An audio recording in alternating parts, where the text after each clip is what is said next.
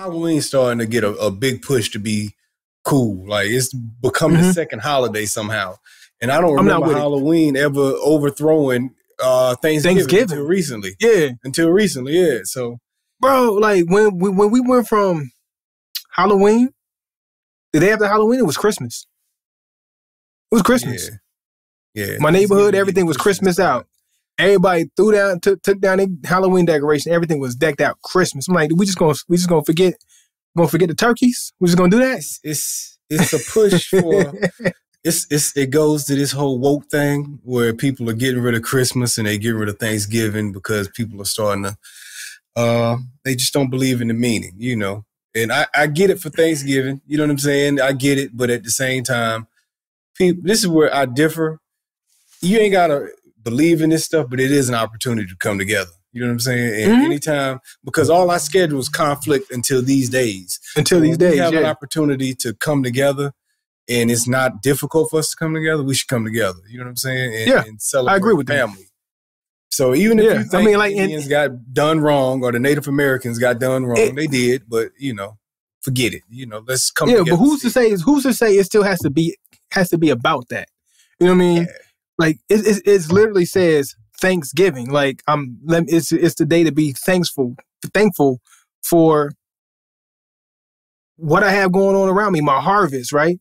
So the idea of it is that harvest time and celebrating, commemorating your harvest, which is your family, your loved ones, the things that you've been able to do and put together.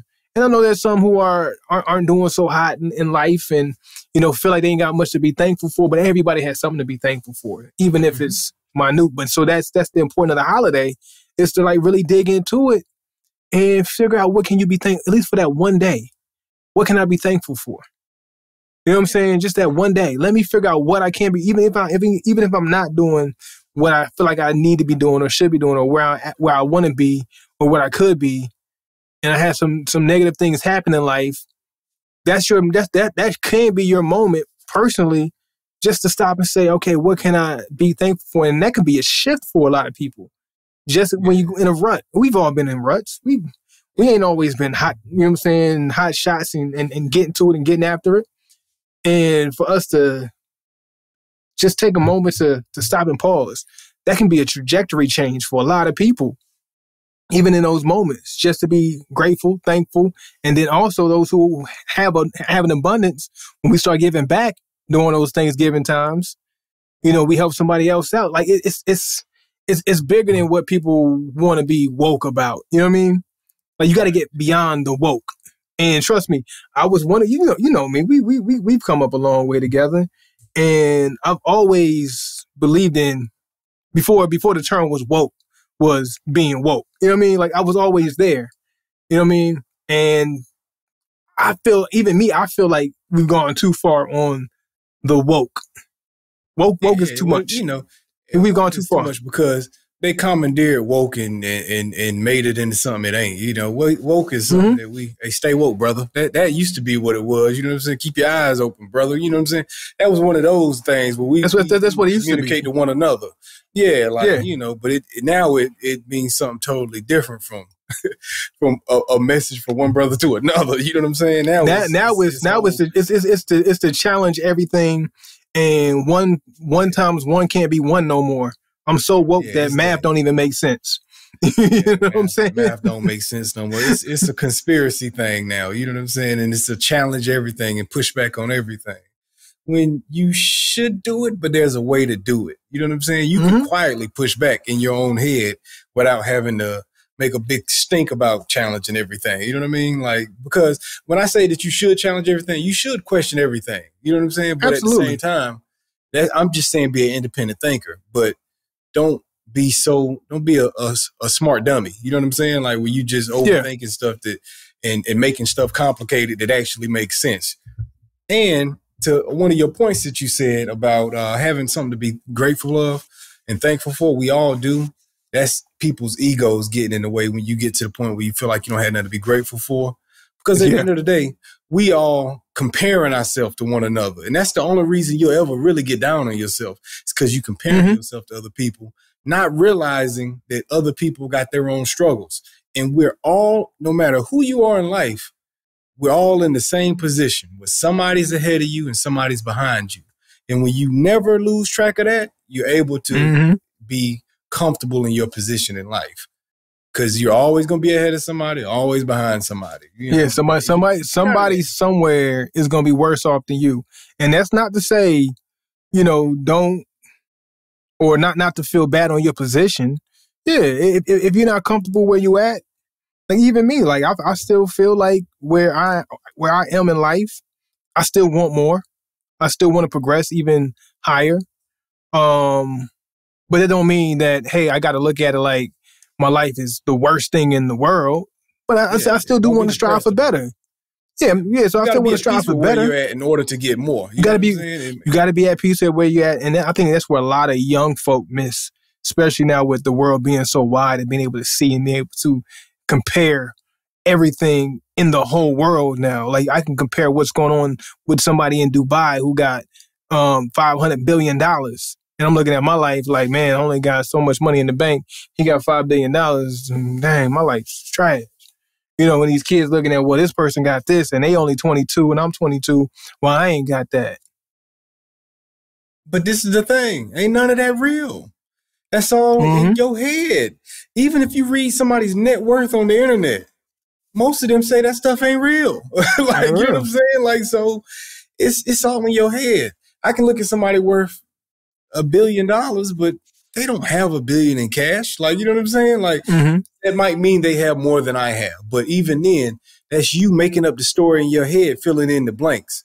You know what I'm saying? So the same way that you can create this reality for how somebody else is living, you can create something else to make you feel more comfortable with yourself. Like, you know what I'm saying? So like people make stories that make themselves feel less than. Write the story to build yourself up and give yourself confidence to push and proceed to whatever it is you're trying to accomplish, instead of writing the story to depress yourself and feel unworthy. Like, which is what man. The mind is a powerful tool and is the best atmosphere setter. Whatever your outlook is whatever your atmosphere is. You can shift your atmosphere by shifting your mind. You can look at your four walls and feel like it's prison, or you can look at your four walls and feel like it's heaven. However, your outlook on your four walls can be whatever it is. Now, who's to say? Environment between those two is conducive to growth? Feeling like you in a prison or feeling like you in heaven? What do you think you're going to get more work done in? Which environment? You know what I'm saying? Which environment are you going to flourish more in? The positive mindset, saying I'm in heaven, then you feel productive to go out here and you feel energetic to go out and produce. You know what I'm saying? Versus I'm in hell, woe is me. And then you don't get nothing done and you just stay in hell. Woe is you. Yeah. Woe is you. But I mean, like, and then also like when you have that same mindset, you can go back and say, okay, now that I feel like this is great where I'm at. And you can be more receptive to what somebody else has who has greater, and then allow that to help you strive towards that greater. What happens to a lot of people that I've seen with personal relationships is when they see you doing so great and they don't have as great, they get down and start garnering a little bit of hate and garnering resentment because now they're looking at it instead of with a positive mindset, they look at it with a negative mindset. Well, I don't have this. I hate that he got that. And I'm not doing this. And I hate that they're doing that. Like anytime, especially when it comes to watching somebody get promoted in my field, right, in the military. And especially when I was one rank and I was so close to the next rank. And I'm seeing all these people get promoted. But my mindset was always to cheer them on. You know what I'm saying? I'm not going to sit back, and I've seen other people who were side by side with me in the same boat and watch them fizzle out, end up getting booted out the military because they had the wrong mindset. So they sitting there getting mad and hating at this person for progressing and this and that. Well, I've been here and doing this, and he got promoted so fast, and this happened and that, blah, blah, blah, blah. And like, just cheer for them. Just cheer. You cheering for them will honestly help yourself out with how you end up progressing, because your positive mindset and looking at them and linking at their progression is going to help you propel forward towards that progression. And a lot of people cut themselves off because they can't cheer for the next man. Yeah. And you know what else it is that's good about cheering for the next person? is because what do most people tell you? Most people tell you, if you look at your circle, I'll show you who you are. So if you got people in your circle and around you that you're surrounding yourself with that's winning around you, that's a good sign for you. Just because you ain't got your dub yet don't mean nothing. Like, it's coming. It's coming around. It's coming around. It's y'all in that circle. Guess what? It's coming around the circle. It's coming around the circle. Winners. I'm eventually going Duck Goose. Duck Goose. That success is playing Duck Goose with you. He's waiting to be Goose. Because guess what? You're doing the same thing if you surrounding yourself with losers. If you surrounding yourself with criminals and losers, you waiting on your turn before you eventually get locked up or hemmed up for doing something you ain't got no business doing. Like, so, you know, cheer for your people. Like, I'm happy to see people do something good around me, because it's like, I'm around the right people right now. You know what I'm saying? Like, and eventually some your network is what's going to look out for you. And if these are the people in your network are winning, it's your turn soon. Just stay patient. Yeah, your turn's going to come. You will win eventually. You know, and then a lot of times I like to look at is when your win comes, that's when your win was meant for you. Like, that win might not have been meant for you 6 months ago, a year ago. Right. You might not have been ready to receive that win that was going to be the most conducive for that win to flourish in you. Right. Yeah. You know, is everything.